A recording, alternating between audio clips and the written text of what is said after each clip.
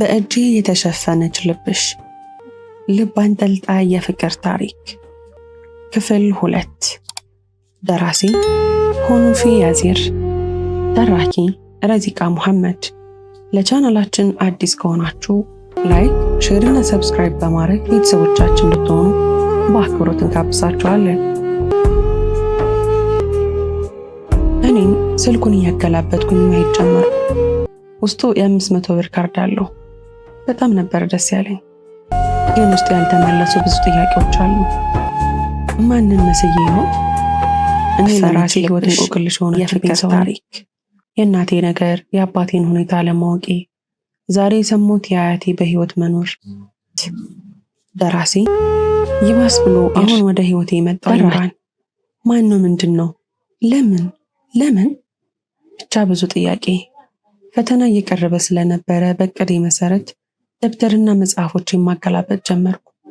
መሸት ሲል ቻናላችን ላይ ሼርና ሰብስክራይብ በማድረግ ቤተሰቦቻችን ዘግቼ ከአንዴም 3 ጊዜ እንጋብዛችኋለን። በደንብ መዘጋቱን ያረጋገጥኩት ከመፍራቴ የተነሳ እኔም ወደ ቤት እየገባሁ ያለ ጀመርኩ። በር በኃይል ተንኳኳ። ድንግጥ ብዬ ወደ ቤት አለሁ።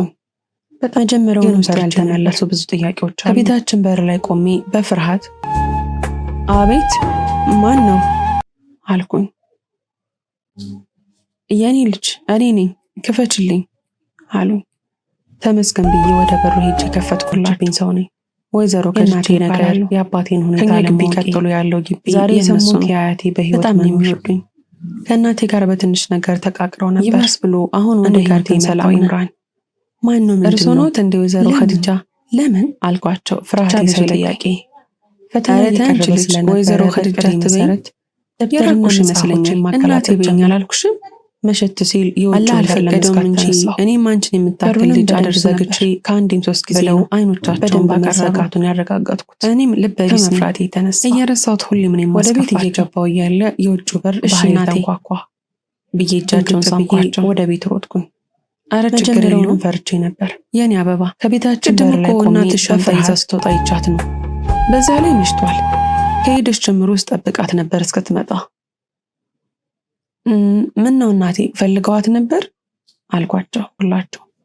ወይዘሮ ኸዲጃ ይባላሉ። አረ ልጄ ከኛ ግቢ ቀጥሎ ያለው ነገር እንደተቀያየምን እያወቅሽ በጣም ነው የሚወዱ። እሷ እንደው አስቸጋሪ እናቴ ጋር በትንሽ ነገር ተቃቅረው በጣም ነበር ያስቀየመቻቸው። እኔ ጋር ግን ሰላም ነው። ግን ያው እኔ ልጇ ፊት መጥፎ ነገር ላለማውራት ብለው ነው ለምን እስከሚለኝ አባባላቸው ላላትቸዋለሁ ይላሉ።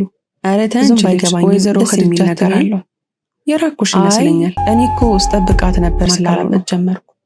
እኔ ሻንጣ ይዛ ሰዓት በር ለመዝጋት ተነሳሁ። የኔ ልጅ በዚህ ማታ አንቺን ጥላር የት ነው ሄደች ብለው አይኖቻቸውን ባቀረሩ እዚህ ባዶ ቤት ከተመለሰች እኔም ልበ ቢስ ነኝ። ካልተመለሰችም ልመጣ ነበር። አጠባበቂ ተንኳኳ። አባትሽን አሞታል ወደ እኔ ሄደች። መጀመሪያውንም ፈርቼ ነበር። ቤተሰቦችም አሉ። ከቤታችን በር ላይ ቆሜ በፍርሃት ባይገርማቸው ነበር የሚገርመኝ። እኔ ልጇ እንኳን አላውቅም አይደል እንዴ? አዎ አሏት አልኩኝ ምኑንም ሳላውቀው። አይ የሷ ነገር ወይዘሮ ኸዲጃ እዚህ ሰፈር ስትኖር ከኛ ግቢ ቀጥሎ ያሉ ወዳጆቿ የነሱ ነው። ዘመድነን ባዮቿ እዚህ ቤት እግራቸው ረግጦ አያውቅም። በጣም ነበር ያስቀየው። ድብቅ ነች። ከሰው ጋር አታወራት። እኔ ልጇ ፊት መጥፎ ነገር ላለማውራት ብለው ነው። እሷ እንደው አሁን ተሻለች። ለአላህ ትቼዋለሁ ይላሉ። ብዙም ባይገባኝ እዚህ ሰፈር ከኖረች እናቴ ወይዘሮ ኸዲጃ ስለ አባቴ የሚመስል ነገር ይኖራል ማለት ነው። ማጠይቃቸው ሊነግሩኝ ይችላሉ ብዬ አሰብኩ። ሲል የውጭውን በር ለመዝጋት ተነሳሁ። የት ነው ሄደችው ብዬ ነው አሉኝ። እዚህ ባዶ ቤት ከተመለሰች ከገባሁበት ሰመመን ብንን ይላል። ካልተመለሰችም ልመጣ ነበር። እናቴ የሆነ ጥያቄ ልጠይቅዎት አልኳቸው። ተንኳኳ። ምን ቸገረኝ እንግጥ ብዬ ወደ ቤት ሮጥኩኝ አሉኝ። ደስ አለኝ። ፈቃደኛ በመሆናቸው አሉኝ። እናቴ እዚህ ሰፈር ስትመጣ ባይገርማቸው ነበር የሚገርመኝ። እኔ ልጇ እንኳን አላውቅም አይደል እንዴ? አዎ አሏት የኔ ልጅ አልኩኝ። ምኑንም አይደለም አባትሽን ልናውቀው ቀርቶ አንቺንም እኮ ያወቅንሽ ነፍስ ስታውቂ ወይዘሮ ኸዲጃ ይባላሉ። ማለት ከኛ ግቢ ቀጥሎ ያለው ግቢ የነሱ ነው። እናትሽ ስትመጣ ብቻዋን እንደነበረች እንጂ ልጅ እንዳላት አናውቅም ነበር። ከስቻቸው አንቺን ያየንሽ ያው በእግርሽ ፊት መጥፎ ነገር ላለማውራት ብለው ነው። ምን ልበላችሁ ለአላህ ትቼዋለሁ ይላሉ። ብዙም ባይገባኝም እናትሽ የሚል ነገር ከሆነ ብቻሽን ስለ አባቴ የሚያውቁት ነገር ይኖራል ማለት ነው። ማገላበጥ ጀመረ። ችግር የለውም እናቴ አልፈራም ሲል የውጭውን በር ለመዝጋት ተነሳሁ። የውስጥ ማናየው የት ነው የሄደችው ብዬ ነው። እሺ በቃ የኔ ልጅ እዚህ ባዶ ቤት ከተመለሰች ተናደሪ እሰየው ብለውኛል። ካልተመለሰችም ልመጣ ነበር ተናደሩ ብዬ በሩን እንደመጀመሪያው በደንብ ዘጋሁትና ወደ ቤት ገባሁ። ድንግጥ ብዬ ወደ ነገር ተሳለኝ። ፈቃደኛ በደብተሮች ፎቶዎች የምታስቀምጥበት ቦታ እናቴ እዚህ ሰፈር ስትመጣ ምናልባት እዛ ውስጥ እሷን የሚገልጽ መረጃ ካለ ብዬ እንዴት እንደምጠይቅ ራሱ አላውቅም። ቁም ሳጥኑን ግን የኔ ልጅ አይደለም አባትሽን በላይ የሆነ አንቺንም እኮ የማላውቀው ጨርቃዬ ወይዘሮ ከድቼ ይባላል። ምናልባት አዲስ ልብስ ገዝተው ይሆናሉ ያለው ግቢ ልብሱን ለማየት ሳብስ አድርገው በጣም የሚወዱ ጠንካራ አለ። አይጎተትም፣ ድብቅ ነች። የሆነ ነገር ከሰው ጋር ጫጭ እንደተጠቀለለበት ገባኝ። እኔ ልጇ ፊት መጥፎ ነገር ላለማውራት ወንበር ከሳሎን አምጥቼ ለምን እሱ ላይ ቆሜ ለማውረድ ስሞክር ብዙም ባይገባኝም ከአቅሜ በላይ ስለሆነ በጭንቅላቴ ላይ ስለ አባቴ የሚያውቁት ነገር ይኖራል ማለት ነው። ብዙ ወረቀት፣ ፎቶዎች፣ ደብተር መሸት ሲል የውጭ ወንበር ለመዝጋት አጥለቀለቅኩት። የት ነው የሄደችው ብዬ ነው የሳቡ ግን እዚህ ባዶ ቤት ከተመለሰች ብድግ አድርጌ ሳየው ካልተመለሰችም ልመጣ ነበር ይላል። አጠባበቅ አድርጌ ስመለከተው የልብ ምት ጨመረ። ድንግጥ ብዬ ወደ ቤት እንደሆነ አላቅም የደነገጥኩት ፈቃደኛ በመሆናቸው ምናልባት የወንድ ፎቶ ስለሆነ እናቴ እዚህ ሰፈር ስትመጣ አባቴ እንጃ ብቻ ፎቶውን በደንብ አስተዋልኩ። እንዴት እንደሚጠይቅ ራሱ አላውቅም። የኔ ልጅ ወንድ የሆነ ሰው አይደለም አባትሽን ልናውቀው ቀርቶ የድሮ ፎቶ ስለነበረ ድብዝ ብሏል።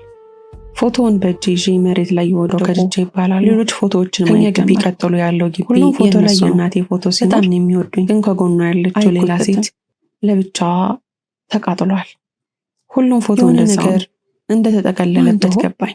ለምን ሲደርስበት ፎቶ ቀርቶ ከሳሮን የሴትዮዋ አካል ብቻ የተቃጠለው እሱ ላይ ቆሜ ለማውረድ ስሞክር አንድ ላይ አቅሜ በላይ ስለሆነ ጭንቅላቴ ካርቶን ውስጥ አስገባሁትና ወረቀቶቹን እያነሳው ማንበብ ወረቀት፣ ፎቶዎች፣ ደብተር ሁሉም ላይ ጽጌረዳ አበባና ደም አለ ለመስጋት ተነሳሁ። እናቴ የሆነ የተሰበረ ማንነት አላት። እዚህ ባዶ ቤት ከተመለሰ ያሉት ትዛለ ሰየው ካልተመለሰችው ጋር አታወራም ያሉት ቃል አጠባበቂ ወረቀቶች እያገላበጥኩ ማየት ጀመርኩ። አንዱ ጽሑፍ ላይ ግን ወደ ቤት ያስኩት ፎቶ በፈቃደኛ ተለጥፋለች። እናቴ እዚህ ሰፈር ለዚህ ሰው ነው ማለት አባቴም ነበር አልኩኝ። ወረቀቶቹን እንደሚጠይቅ ራሱ አላውቅም። ባነበው የኔ ልጅ ሊሰጠኝ አልቻለም። አይደለም አባትሽን ልናውቀው ቀርቶኝና እንደነበረ ካርቶን ውስጥ አስቀመጥኩት። ፎቶውን ብሮከና ለማንኛውም ብዬ በእጅ ግቢ ቀጥሎ ያለው ግቢ በስልክ ፎቶ አነሳሁትና በጣም ነው የሚወዱኝ። እሱን በነበረበት አስቀምጬ እንደነበረ ልብሱን አልብሼ አስተካከልኩኝና ወደ ሳሎን ተመለስኩ። እንደተጠቀለለበት ግን እኔ እናቴን እስካልደርስበት ስል ወንበር ከሳሎን አምጥቼ ስራ ብላታ እሱ ላይ ቆሜ ለማውረድ ስሞክረን አናውቅ ከአቅሜ በላይ ስለሆነ በጭንቅላቴ ካርቶን ውስጥ አስገባሁትን መጠን ሁሉ ነገር እንቆቅልሽ፣ ብዙ ወረቀት፣ ፎቶዎች፣ ደብተር፣ በቀይ አበባና ደም አለበት። በዚህ መሀል ስልኬ እናቴ የሆነ የተሰበረ ማንነት አላት። ለዛ ነው ስልኬ አድርቻ ያሉት ትዛራ አይቅነች ከሰው ጋር አታወራም ያሉት ቃል ቅድም ደግሞ ወረቀቶች እያገላበጥኩኝ ማየት ደወለ። ለአንድ ጽሑፍ ላይ ግን በእጅ ያስኩት ፎቶ 10 መልእክት ተለጥፋለች። ደህና ምሽሽ ሎሜይዛ። ይሄ ሁሉ ሎሜይዛ ምን ሆነሽ አላወሪኝ እንጂ የሚሉ ብዙ መልእክት ራሱ አላውቅም። ሰዓቱን 7:04 ተኩል የኔ ልጅ ሳላውቅ አይደለም አባትሽን ልናውቀው ቀርቶ ይቅርታ ላይ አንቺንም እኮ አሏል ስራ ይዤ ፎቶውን መልእክት ይባላል። ከኛ ግቢ ቀጥሎ ያለው ጊዜ የነሱ ነው። ተናደድኩኝ ብዬ ሰጋሁ። አይጎተትም። ከ15 ደቂቃ በኋላ አይኔ እኮ ዝም ስትይ የሆነ ነገር ሆንሽ ብዬ እንደተጠቀለለበት ደረሰኝ። አልደርስበት ስል ወንበር ከሳሎን አምጥቼ እኔ እኮ ዝም ስትይ ለማውረድ መስሎኝ ስሞክር ከአቅሜ በላይ ስለሆነ በጭንቅላቴ ካርቶን ውስጥ አስገባሁትን መጠን ኢሻን ሰግጄ ብዙ ወረቀት፣ ፎቶዎች፣ ደብተር፣ የሬዳ አበባና ደም አለበት። እሺ ምን ነው የደበረሽ ትመስያለሽ አይደል? ለዛ ነው ስልክ ያልኩት። ጠራ። አንድ ጥያቄ ልጠይቅሽ። ኢምራን ነበር። እሺ ጠይቀኝ። ቅድም ደውሏል ነበር። ዲንሽ ላይ እንዴት ነሽ? ድጋሚ ለምን ደወለ? ማለቴ ቁርአን ቀርተሻል? ለዛው ሰላት ትሰግጃለሽ? 10 መልእክት ተልኳል። ምን ብዬ ልመልስ? ደህና ምሽሽ ሎሜይዛ። አባቴ ማለቴን አይቶ እንደዚህ የሚል መልእክት እንዴት እንደሚጠይቅ ራሱ አላውቅም።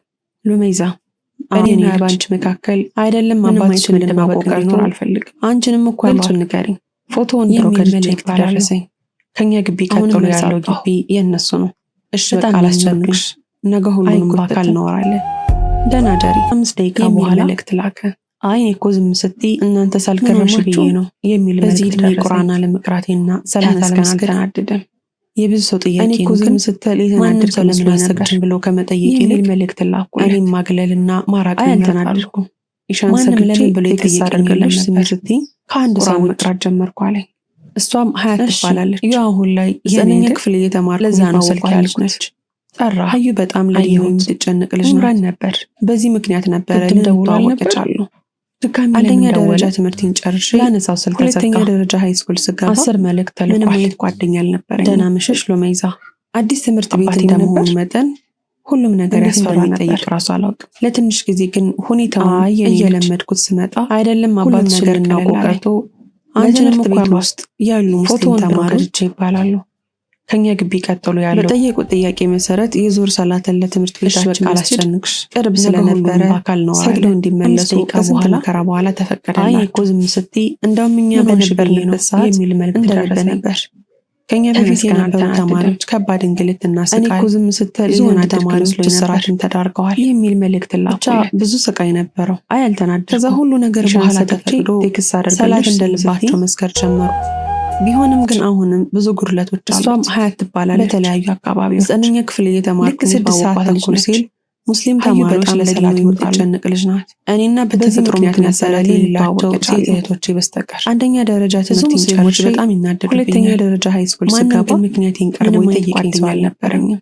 በዚህ መሃል ጁማ አዲስ ትምህርት ቤት እንደመሆኑ ሁሉም ለሰላት ወጣው። ሁሉም ነገር ያስፈራ ነበር። እኔም ትምህርት ቤታችን ውስጥ ለትንሽ ጊዜ ግን አረንጓዴ ቦታ ላይ እየለመድኩት ተቀምጫለሁ። ሁሉም ነገር ቀለል አለ። አንዲት አጠር ቀጠን ብላ የምታምር ቆንጆ ያሉ ሙስሊም ተማሪዎች ከኛ ግቢ ቀጥሎ ያለው ጥያቄ መሰረት የዙር ሰላትን ለትምህርት ቤታችን መስጂድ ስሜ ቅርብ ስለነበረ ሰግደው እንዲመለሱ ከስንት መከራ በኋላ ተፈቀደላቸው። ዘንድሮ 12ኛ ክፍል ተፈታኝ ተማሪ በነበርንበት ሰዓት ብታይ በጣም ጥናት አስጨንቆኛል። ከኛ በፊት የነበሩ ተማሪዎች ከባድ እንግልትና ስቃይ እዚህ ትምህርት ቤት ስለሚሰራ ተማሪዎች ስራት በላይብራሪ እንደገባን የሚፈልገው ብቻ ብዙ ስቃይ ነበረው። ከወሬዋ ፍጥነት ሁሉ ነገር በኋላ ተጠይቀችውን ከማውራቷ ሰላት እንደልባቸው መስከር ለማታውቃት ልጅ ከመጠን በላይ ማውራት ትባላለች። በአግራሞት ክፍል የተማርኩኝ የተዋወቅኳት ልጅ ነች ብላ ሀዩ በጣም ለዲኑ የምትጨነቅ ልጅ በዚህ ምክንያት ናታለን እንተዋወቅ የቻሉ ራሷ አውርታ ራሷ አንደኛ ደረጃ ትምህርቴን ጨርሼ አሁን ላይ ሁለተኛ ደረጃ ሳስታውሳት ራሱ በጣም ነው የምታስቀኝ። ምንም አይነት ጓደኛ አልነበረኝም። እሺ የኔን ስም ነገርኩሽ። አዲስ ትምህርት ቤት ያንቺን ንገሪኝ እንጂ ሁሉም ለሰላት ወጣ ብላ አይኔን አየች። እኔም ትምህርት ቤታችን ውስጥ ወደ ሉሜዛኛው አረንጓዴ ቦታ ላይ አልኳት ባጭራማ ተቀምጫለሁ። አንዲት አጠር ቀጠን ብላ የምታምር ቆንጆዬ ልጅ አጠገቤ መጣ ቁጭ አለች። ያለስ ምን ያህል ከኛ ግቢ ቀጥሎ ያለው ጥያቄ መሰረት የዙር ሰላትን ለትምህርት ቤታችን መስጂድ ቅርብ ስለነበረ ሰግደው እንዲመለሱ ከስንት መከራ በኋላ ተፈቀደላቸው። እሺ በቃ አላስጨንቅሽ። እንደውም እኛ በነበርንበት ሰዓት አልወጣሽ ልብ ነበር ወይስ አንቺም ከኛ በፊት የነበሩ ተማሪዎች ከባድ እንግልትና ስቃይ ብዙ ወንድ ተማሪዎች እስራትን ተዳርገዋል ስለነበረ ብቻ ብዙ ስቃይ ነበር ያስተጋባው። ከዛ ሁሉ ነገር በኋላ ተፈቅዶ ሰላት ፊቶች ጉዳይ አለችና ሳለማታቃት ልጅ ከመጠን በላይ ማውራት አስገርሞ በአግራሞት ስመለከታት ምን ሆነሽ ነው ደንገጥ ብላ ቤተሰብ አልፈቀደልሽ አልኩሽ ብላ ከተብላ ሳቀች አልኳት። ራሷ አውርታ ራሷ ልጅ የሚስቀው አባት እዚህ ስለሚሰራ ላይ ሳስታውሳት ራሱ በጣም የምታስቀኝ አለች። አይ እንደሱ አይደለም አዲስ ትምህርት ቤት ያንቺን ነገር እንዴት እንደሚሰገድ ብላ አይኔን አየች። ምን እንደሚባል አላውቅም። ስሜ ሉሜዛ ይባላል አልኳት ባጭር አማርኛ። እንዳታይኝ ጎንበስ ብዬ ሂጃብ የጠረኩ ሰምቼው አላውቅም። ከዚህ በፊት ለየት ያለ ስም ያለሽ ማለች ለተወሰኑ ደቂቃዎች። እኔም አላውቀው ችግር የለውም አታስቢ እህቴ እኔ አስተምርሻለሁ አትጨነቂ። ከስንት መከራ በኋላ ተፈቀደላቸው። እንደውም እኛ በነበርንበት ሰዓት እንደልብ ነበር። ሁሉንም ነገር ከኛ በፊት የነበሩ ተማሪዎች ከባድ እንግልትና ስቃይ ታሳይኛለሽ። ብዙ ወንድ ተማሪዎች እስራትን ተዳርገዋል። አዎ አሳይሻለሁ ብቻ ነው አለች። ስለዚህ ከዚህ በኋላ ጓደኛሞች ነው አለችኝ። ማለቴ ፊትሽ በአንድ እጇ አቀፍ አደረገች። ልጅ ከመዛ ሰዓት ማውራት አስገርሞኝ ብታውቁ በአግራሞት ስመለከታት አሁን ሰዓት ስለሄደ ወደ ክፍል ልሄድ ይቅርታ ብላ አላሰራልኩሽ አለችኝና ሄደች። ብላ ከት ብላ ሳቀች። ሉሜዛ እሷ ነበረች ራሷ ልጅ የሚስቀው። አሁን ላይ ሳስታውሳት ራሱ በጣም አልነገርሽኝ ወይ ወደ ቤት ሰዓት በር ላይ ጠብቂ እኔ ሰላት እንኳን ተነሳም ሄደች። አላውቅ ለመጀመሪያ ጊዜ ህመም የሚረዳልኝና ለጭንቀት መፍትሄ ያገኘልኝን ሰው እንዳገኘው ተሰማኝ። ሰምቼው አላውቅም። እኔም ወደ ክፍል ገባሁ። ከዚህ በፊት ለየት ያለ ክፍል ልጅ አስተማሪው ስላልነበረ ፍሪ ነበርን። እኔም አላውቅም ደግሞ ስፖርት ስለነበረ እኔ አልወጣሁም ነበር። ወደ ቤት መውጫ ሰዓት መከራ በኋላ ተፈቀደላቸው። በር ላይ ጠበቋት። እንደውም እኛ በነበርንበት ሰዓት እንደልብ ነበር። ከኛ በፊት የነበሩ ተማሪዎች ከባድ እንግልትና ስቃይ፣ ብዙ ወንድ ተማሪዎች እስራትም ተዳርገዋል። እንደ አጋጣሚ ሰፈራችን ተመሳሳይ መንገድ ነበር። ጓደኛሞች ነን። በዚህ መሀል እናቴን ከሩቅ አየኋት። እሷም ማለት የሴቶች ጉዳይ ስሜን እንኳን ለማታውቃት ልጅ ከመጠን በላይ ማውራቷ አስገርሞኝ በአግራሞት ስመለከታት እኔ ግን ፊት ለፊቴ የምትመጣውን እናቴን እያየሁ ዝም አልኳት። አላስወራልኩሽ እሷ የኔን አይን ተከትላ ወደፊት ስትሷ ነበረች። ራሷ ነች የምትስቀው። መችስ እናትሽ ናት። አሁን ላይ በአጋጣሚ ልተዋወቃችሁ ነሽ አልነገርሽ። አጠገባችን ደረሰች። ወይ ወደ ቤት ሰዓት በር ላይ ጠብቂ ሰላም የምንይዘን አልኳትና እሷም ሄዳ እጇን ዘረጋችላት። ለመጀመሪያ ጊዜ የምር ፈገግታ ጋር ረዳልኝና አልኳት ባጭር እኔ የእናቴን ጸባይ ስለማቅ ዝም ብላ ይዛ እጇን ዘርግታው አጸፋ ሳታገኝ ከዚህ በፊት እጇን ሰለሰለች። እናቴ ኮስተር ብላ አላውቀውም አልኳት። ሀዩ ወደ ቤት መውጫ ሰዓት ሲደርሳን እንዳለችኝ በሚያሳዝን በኳት የእናቴን ቁጣ አላስጠበቀችኝ። ብቻ በቃ ሀዩ ከኛ በፊት የነበሩ ተማሪዎች ከባድ እንግልትና ስቃይ፣ ከፊት እኔ ከኋላ ኋላ እያልን እቤት ደረስን። እንደ አጋጣሚ ሰፈራችን ተመሳሳይ መንገድ ነበር። ግን ምን አጠፋል እናቴ ማለት የሴቶች ጉዳይ ስሜን እንኳን ማስጠንቀቂያ በሚመስል ከመጠን በላይ ማውራት ከዚህ በኋላ ከማንም ጋር በአግራሞት ስመለከት ትምህርት ቤትም የምልክሽ እንድትማሪ ነው አለች። ይቅርታ አላስወራልኩሽ። ከዛን ቀን በኋላ ሳቀች። ሀዩን አይቻት አላቅ። እሷ ነበረች። ሌላ ጓደኛም የሚባል ነገር የለኝም። አሁን ላይ መያዝም አላስብም። ወደ በዛባቸው አይደል ወይ ወደ ቤት ሰዓት በር ላይ ጠብቂ እናቴ እደውልልሻለሁ ብላኝ እሺ አልኳትና እረሳችሁ መሰለኝ መብራቱን ለመጀመሪያ ጊዜ ህመሜን የሚረዳኝ ደስ የሚል ቀን ነው። ከእንቅልፌ ደስ የሚል የእናቴን ጸባይ ስለማቅ ዝም አልኩ። ከቤታችን ጀርባ ያለው የዘርግታው አጸፋ ሳታገኝ ጭላንጭሉ በጆሮ ሰበሰበች። ጸጥ ብላ ይሰማል። እናቴ ኮስተር ብላ በተፈጥሮ እንሳት ወዳለሁ አለች። የሚጠላ ሰው አለ እንዴ እንዳትሉኝ፣ እንዴ ምን አጠፋን? ጠላው ነገር የለም ፍቅር እንዲሆን ከጉንዳን ጀምሮ ጠበኳት። ቤቱን አስተካክላ ወደ ትምህርት ቤት ለምቻ በቃ ሀዩ ብያት እንደተወዛገበች ስልኩን ቦርሳዬ ውስጥ አድርጌው እናቴ ከፊት ተሸኔ ከኋላ ኋላ። እንደ አጋጣሚ ሰፈራችን ተመሳሳይ መንገድ ነበር። ቁም ሳጥን ውስጥ በልብስ ጠቅልዬ ያስቀመጥኩ ማለት የሴቶች ሁሉንም ስሜን እንኳን ለማታውቃት ላይ መደራረብ ጀመርኩ። በዚህ መሀል የውጭ በር ተንኳኳ። አስገርሞኝ ከውብዬ ነው የቀረሁት። ትምህርት ቤት የምልክሽ እንድትማሪ ነው ያወጣሁትን ልብስ ቶሎ ቁም ሳጥን ውስጥ ከትቼ አስተካክዬ ከዘጋሁኝ በኋላ ሀዩን አይቻት አላውቅም። ሄድኩ። ሌላ ጓደኛም የሚባል ነገር የለም። በሩን ስከፍተው ግን በያዝም አላስበው ነሽ አልነገርሽኝ የማላውቀው ወይ ወደ ቤት ሰዓት በር ላይ ጠቆር ያለ ሰው ነበር አለች። ሰውነትሽ አልኳትና እሷም ሄደች። ትኩር ብዬ አየሁትና ከእናቴ ማስታወሻ ጋር ያገኘሁትን ፎቶ ጋር በጭንቅላት ማመሳሰል ጀመርኩ። ከቤት ጎርነን ባለ ድምፅ ሀዩ እጇን ዘርግታው አጽፋ ሳታገኝ አለኝ። እጇን ሰበሰበች። ይቅርታ ወንድም ቤት ተሳስተሃል ብዬ በሩ ልዘጋው ስል አይ አልተሳሳትኩም አንቺ ሉመይዝ አይደለሽ አለኝ። አዎ ነኝ አልኩት። እኮ እናትሽ ናት የላከችኝ ይህን ብር እንድሰጥሽ እና ደህና ገብቻለሁ ብላሻለች። እንዲሁም እስክመለስ ብላ ይህን አላስጠበቀችኝ። እንድሰጥሽ ነግራኛለች ብያት እንደተወዛገበች ራሷ ማታ ትደውልሻለች። እናቴ ከፊት እኔ ከኋላ ኋላ ግቢውን አየት አደረገና ሄደ። እኔም ከግቢ በር ወጥቼ መሄጃውን አየሁት። ቁም ሳጥን ውስጥ በልብስ ወደ ያስቀመጥኩትና ብሩን ሳየው 3000 ብር ደራረብ ጀምሮ ውጭ በር ተንኳኳ። ከውብዬ ነው እናቴ እዛ ለመቆየት አስባለች መሰለኝ። ሰዓቱ እየሄደ ስለሆነ ብሩንም ስልኩንም ጠረጴዛው ላይ አስቀምጬ ቦርሳዬን ይዤ ገባሁ። ሀዩን አይቻት አላውቅም። አጥሩ አስተማማኝ ስለነበረ በሩን ቆልፌ በጨርቅ ከበሩ ስራ አስቀመጥኩሽ። የግቢውን በር በደንብ መዘጋት ወደ ቤት ሰዓት በር ላይ ጠብቂ ወደ ትምህርት ቤት ሄድኩ። እሺ አልኳትና እሷም ሄደች። 1 ሰዓት ከ15 የትምህርት ቤታችን ግቢ ደረስኩ። ሰዓት ገና ስለነበረ ወደ ላይ በጭንቅላት ማመሳሰል ጀመርኩ። የጀመርኩት ልብ ወለድ መጽሐፍ ስለነበረ እሱን ተቀበልኩኝና ማንበብ ጀመርኩ። ማንበብ ወዳለሁ። ብዙ መጽሐፍትንም አነባለሁ። እንደዚህ መጽሐፍ የወደድኩት ግን አልነበረም። የመጽሐፉ አርዕስት ጠበኛ እውነታዎች፣ ደራሲ ሜሪ ፈለቀ።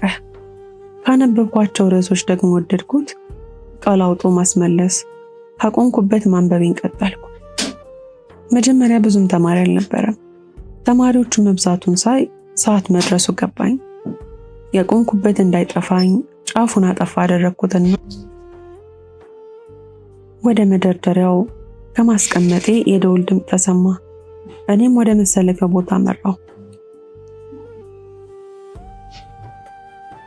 ኢኮኖሚክስ አስተማሪያችን ከሩቅ አየችኝና ጠራች። አቤት ቲቸር አልኳት አጠገቧ ሂጄ። ሉሜዛ ትላንት ላናገርሽ ረስቸው ነው። ከፍተኛ ውጤት ያላቸው ተማሪዎቻችን ተመልምለው ውድድር እንደ ክፍለ ከተማ ሊካሄድ ነውና ከነዛ ተማሪዎች መሃል ደግሞ አንዷ አንቺ ነሽ አለች። ክፍል 3 ይቀጥላል። ታሪኩን ከወደዳችሁት ላይክ፣ ሼር፣ ሰብስክራይብ ማድረጋችሁን እንዳትረሱ።